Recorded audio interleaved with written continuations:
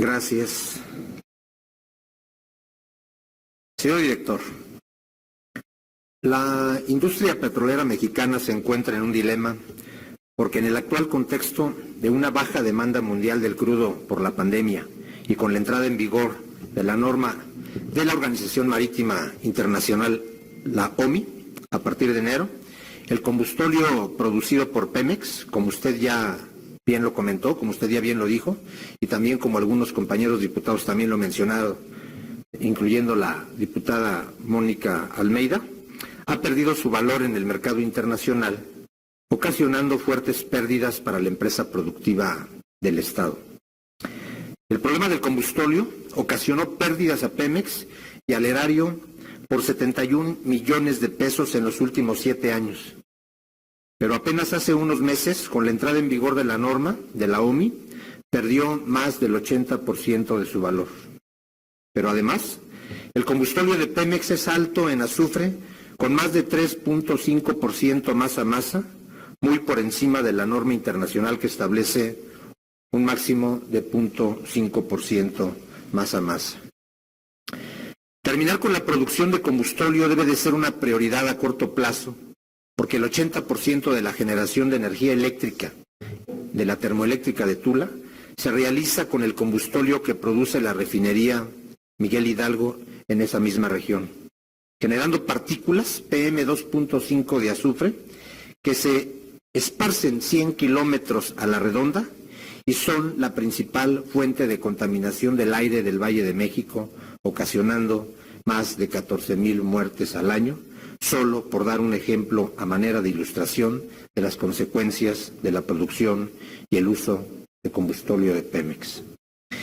Entre más refinación, más combustóleo, y entre más combustóleo, más pérdidas económicas para la petrolera.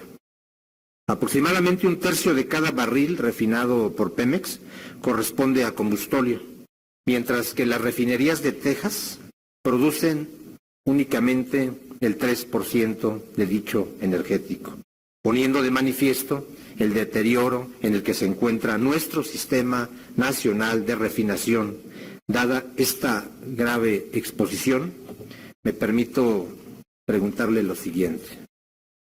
¿Por qué la compañía a su cargo insiste con la construcción de una nueva refinería en Dos Bocas, cuando evidentemente la prioridad ahora es invertir esos recursos en sectores esenciales?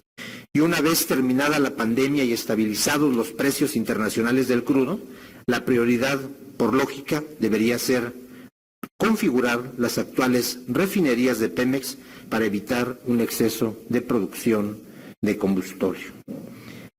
Y de continuar con la refinería de Dos Bocas como solución de Pemex el problema del combustóleo alto en azufre cuando el Sistema Nacional de Refinación se encuentre al 100% de su capacidad. ¿Qué va a pasar? ¿Es cuánto, señor? David Cheja,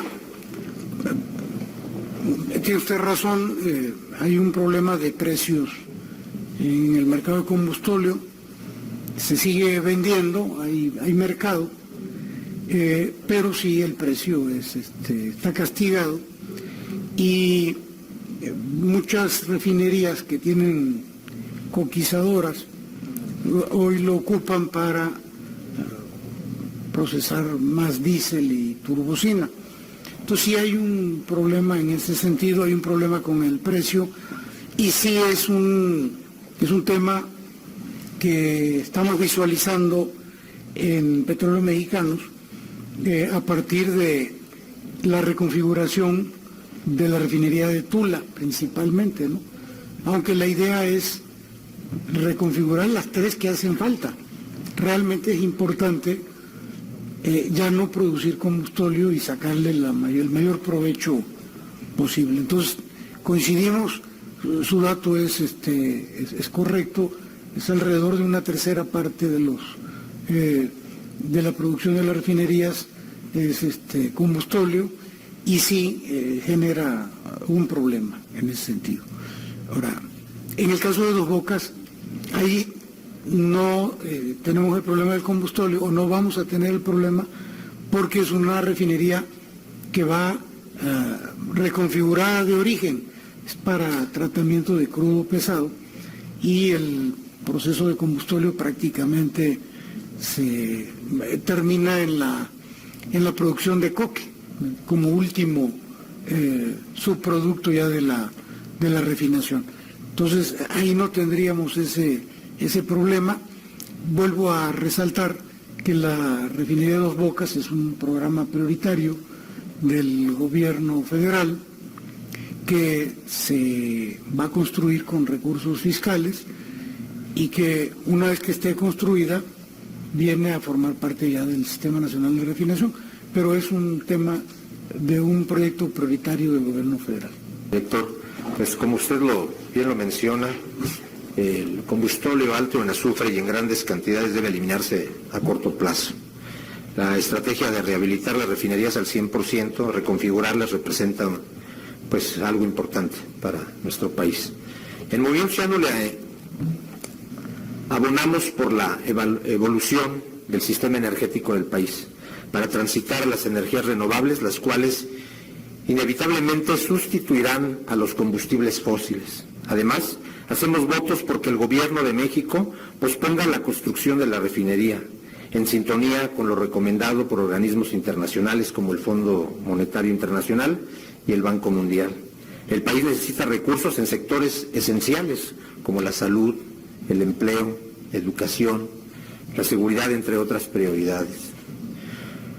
Una vez que este gobierno logre la rehabilitación del 100% del Sistema Nacional de Refinación, se verá obligado a incrementar la importación de crudo ligero para que pueda ser procesado de manera eficiente por las refinerías existentes.